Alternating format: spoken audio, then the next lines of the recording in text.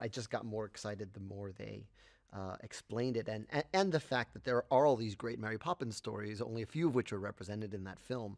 The chance to explore that world even more was exciting, and the chance to work with Rob and John, who have created some of the most incredible modern movie musicals we have.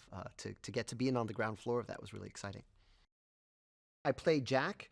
He's a lamplighter, which that's not a job that's around much anymore. But back in the day, these were the guys who turned on the lights and took care of the lights in London. Turned them off in the morning, turned them on in the evening, and it's a very labor intensive job. At the same time, there is something magical about it, bringing light to London, and I think Jack does that as well. I mean, he sort of he gets to go on these incredible adventures with Mary Poppins and the children, and he brings light to the world. Mary Poppins Returns takes place in the 1930s, a few decades after the original, and times are hard in London. I mean, it's a tough economic time, and Michael Banks is in danger of losing his home being foreclosed on, and his kids have sort of grown up too fast. They're not troublemakers. On the contrary, they're kind of doing all the work that Michael should be doing. They've just sort of been forced into adulthood in a strange way. They've just, times are hard and they're making the best that they can, and they've lost a bit of that childlike wonder. And in comes Mary Poppins to take care of the Banks family again. I've been a fan of Mark Shaman and Scott Whitman for a really long time. I remember I was just out of college, and I got student rush standing room tickets to see Hairspray I think it was like its sixth preview. I remember standing next to Mark Shaman, watching him take notes, and just I've been a fan of their music for a long time, and I think they're uniquely suited to this project. Mark and Scott grew up with the Sherman Brothers, and every note in this thing is a love letter to that style, to the style of the original. They feel like classic Disney songs, even though they're brand new. So every day was just sort of a joy discovering and learning the music and getting to be a part of it. So it's been wonderful to see the songs take shape, to learn the music, to sort of see the echoes of the original in Mark and Scott's incredible work, and the way they sort of take and flip themes for their exciting original new songs, and just being as someone who's been a part of the process of making new musicals, it's really exciting to be there as an actor and be a part of it all. I've never done a film on this scale before.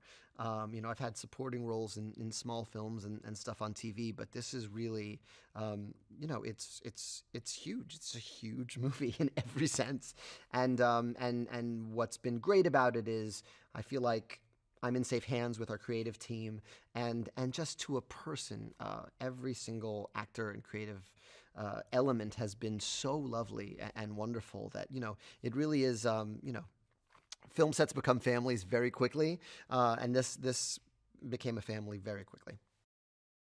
You tell someone, I'm working on the sequel to Mary Poppins. Sequel to Mary Poppins, they say, instinctively defending that movie they love. Who's playing Mary Poppins? And you say, Emily Blunt. Oh, wow, that's really cool. I think that's been sort of the universal reaction. She has such elegance and poise. She's such a gifted actress, and she's just got that thing. There is this otherworldly quality that she exudes that's sort of perfect for Mary. It's a delight, honestly. They're such smart kids, and they're so much fun. And I think one of the big themes of this movie is keeping your childlike wonder, and they've been the best way of doing that on set every day. When Joel is in wire work and he flies up in the air and goes wah, they never let you forget that. Oh my gosh, we get to play pretend for a living, and how great is that, and how lucky are we?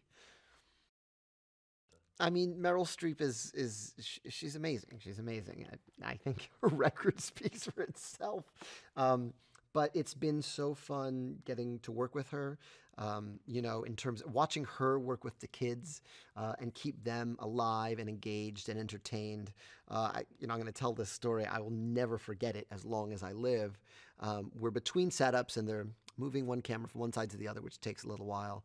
And I just see her turn to the kids and go, "Hey kids, want to learn how to do a pratfall?"